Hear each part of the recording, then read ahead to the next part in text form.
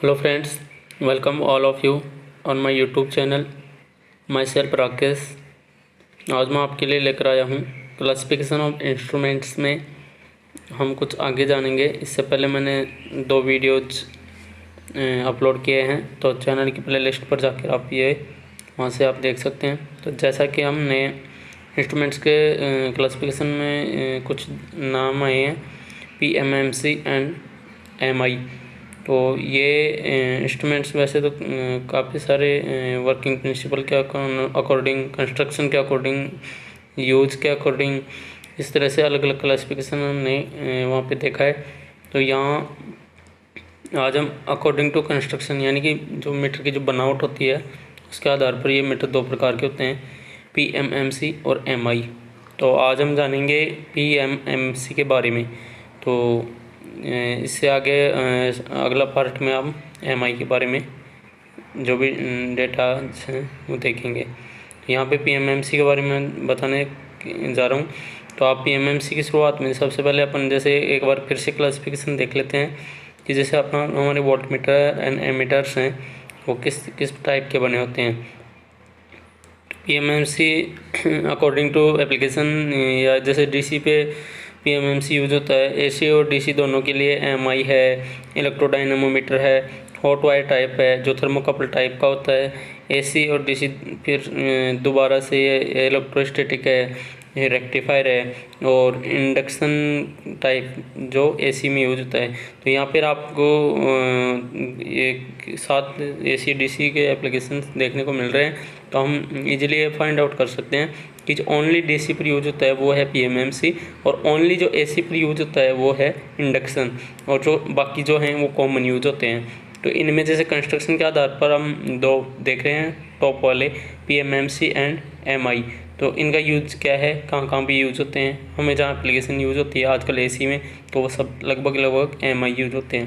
तो अब जैसे एमीटर वोल्टमीटर के केस में ये है।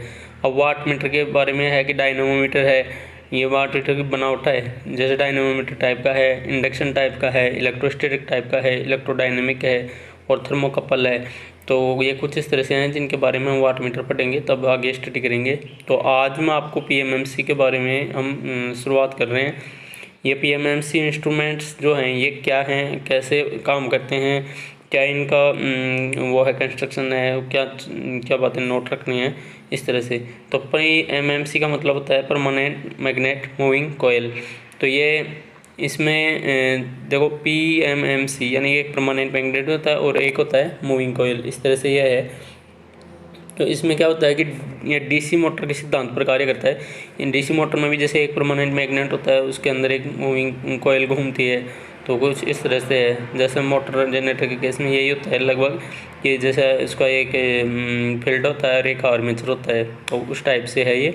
तो यहाँ पे फील्ड का काम तो कर रहा है परमानेंट मैग्नेट, और आर्मेचर का काम कर रहा है ये मूविंग कोयल। तो इस तरह से ये DC मोटर का प्रिंसिपल हो गया। इसमें जो कोयल होती है वो कॉपर की कोयल होती है, और वो एल्यूमिनियम का फॉर्मर पर लिपटी हुई होती है। तो ये यू आकार का जो मैग्नेट होता है, यानी कि जो परमानेंट मैग्नेट है वो यू आकार का होता है, उसके बीच में ये फिक्स होती है, और कोयल के दोनों ओर स्प्रिंग लगी होती है, यानी कि हेयर स्प्रिंग। और कोयल जो है वो बहुत ही कम पतले तार से बना होता है। ये तो हो गई इसकी बनावट।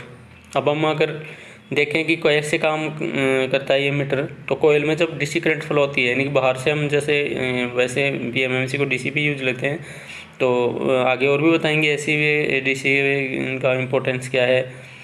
तो कोयल में जब DC फ्लो होती है तो करंट फ्लो होती है, तो मैग्नेटिक फील्ड उत्पन्न होता है, किसमें, कोयल में। तो कोयल के थ्रू जो परमानेंट मैग्नेट लगा होता है उन दोनों का जो आपस में मैग्नेट फील्ड उत्पन्न होता है, तो कोयल में डिफ्लेक्टिंग टॉर्क उत्पन्न होता है, यानी कि कोयल जो अलग से एक फोर्स जनरेट होता है, जैसे DC मोटर में टॉर्क उत्पन्न होता है, उस तरह से यहाँ भी टॉर्क उत्पन्न होता है।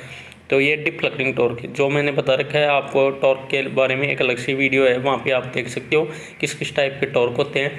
तो डिफ्लेक्टिंग टॉर्क क्या करता है, मीटर को 0 से उठाता है, यानी कि कोयल के डिफ्लेक्शन होने पर पॉइंटर जो है, पॉइंटर आपका स्केल पर जो अभी 0 पर था वो क्या हो गया, 0 से हटकर और वैल्यूज पे चला जाता है, यानी कि वो रीडिंग देने लग जाता है। इस तरह से ये मीटर काम करता है। तो ये बहुत ही मोस्ट इंपॉर्टेंट लाइन है, शॉर्ट एंड स्वीट, आप इसको याद रख सकते हैं या समझ सकते हैं।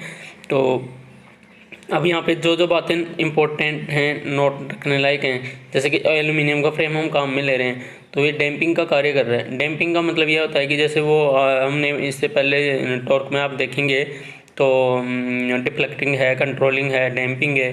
तो वो जो वाइब्रेशन होते हैं उनको रोकने के लिए एल्यूमिनियम फ्रेम, यानी बिल्कुल हल्का भार होना चाहिए, तो एल्यूमिनियम हल्का होता है, उसका वो फ्रेम इसका काम करता है, जैसे एडी करंट इफेक्ट्स को कम करता है यहाँ पे, तो ये डैम्पिंग रोकता है। दूसरा है कि हेयर स्प्रिंग जो है, यानी कि हेयर स्प्रिंग जो कॉइल के साथ में ऊपर नीचे लगी होती हैं, वो कंट्रोलिंग फोर्स, यानी कि कंट्रोल करने के लिए स्प्रिंग का कंट्रोल मेथड यूज करते हैं हम।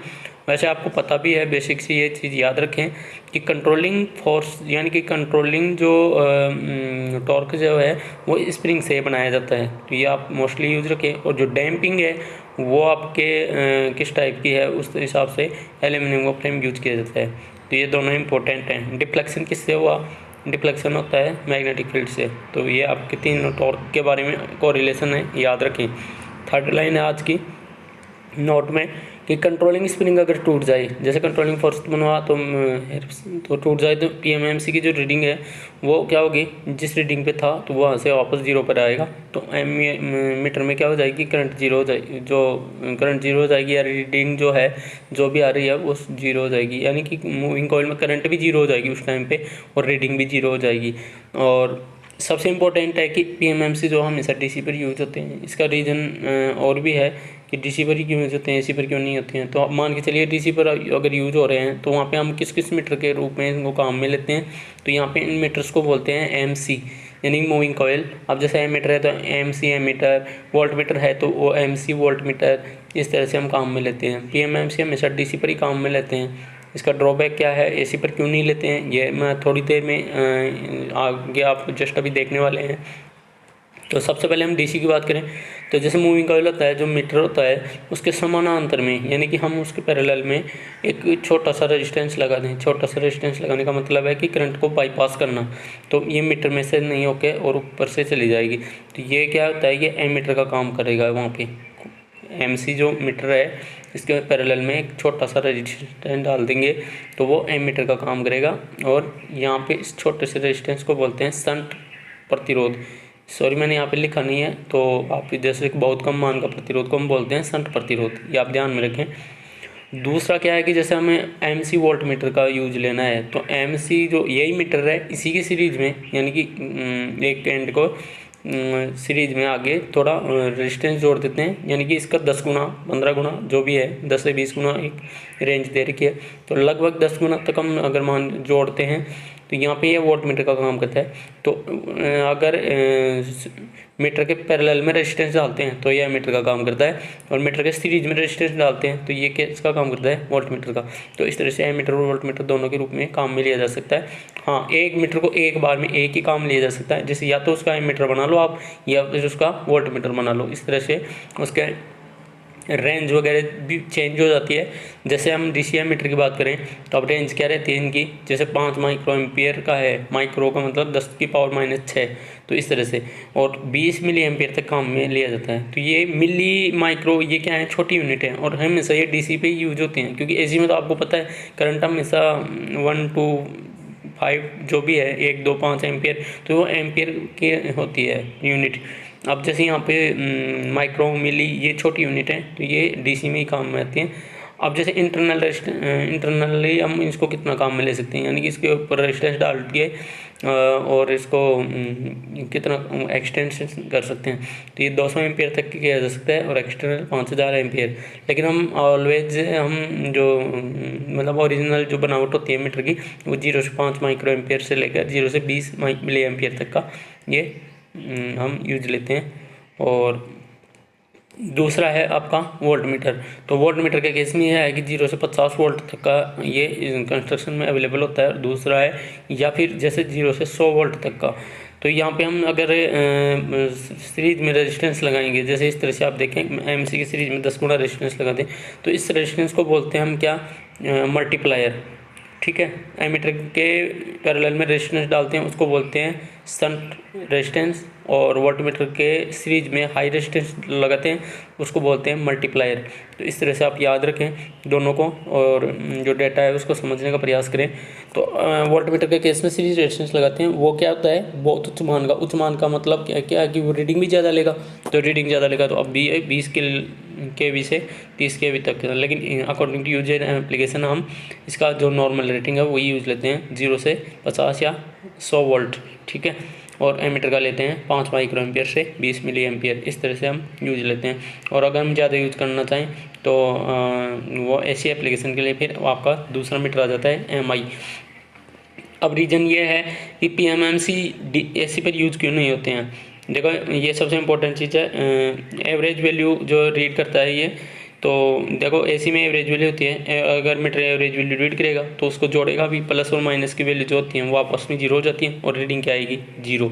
इस तरह से यहाँ पे रीडिंग हमें नहीं मिलती है, यानी कि इसका कोई यूज ही नहीं है फिर।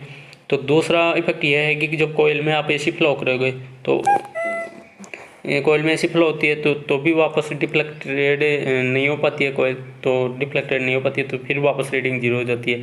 तो इस तरह से आपको PMMC के मोस्ट इंपॉर्टेंट नोट्स हैं जो मैं बताने जा रहा हूँ। PMMC में इसमें होता है कि एक तो परमानेंट मैग्नेट होता है, दूसरा यहाँ पे ये DCP यूज होता है, तीसरा है कि इसका जो डिफ्लेक्टिंग टॉर्क है वो करंट के साथ साथ चलता है, यानी कि एडी करंट है, डैम्पिंग के लिए यूज होती है। इसका स्केल यूनिफॉर्म होता है, एक समान होता है, यानी कि स्केल छोटा होता है लेकिन वो सब डिजिट्स आपस में बराबर बराबर बटे होते हैं। और लीनियर होता है, यानी कि रेखीय होता है। और सेंसिटिविटी हाई होती है, यानी कि कम मान पे ज़्यादा सेंसिबल है ये। एक्यूरेट रीडिंग देता है और इसका यूज है लेबोरेटरीज में होता है। तो आशा करता हूँ आज का वीडियो आपको समझ में आया होगा, और इस तरह से लगातार बने रहने के लिए अगला वीडियो आएगा हमारा MI इंस्ट्रूमेंट्स का। ये था PMMC इंस्ट्रूमेंट्स का, दोनों का अलग अलग दिया है और कंपैरिजन हम दोनों में अगले MI के साथ में देखेंगे। तो इस तरह से जो भी वीडियोस हम लगातार अपडेट कर रहे हैं इनको आप चैनल की प्लेलिस्ट में जाकर देख सकते हो। और आज के लिए इतना ही। अगर वीडियो पसंद आया तो लाइक और शेयर ज़रूर करें और चैनल को सब्सक्राइब ज़रूर करें।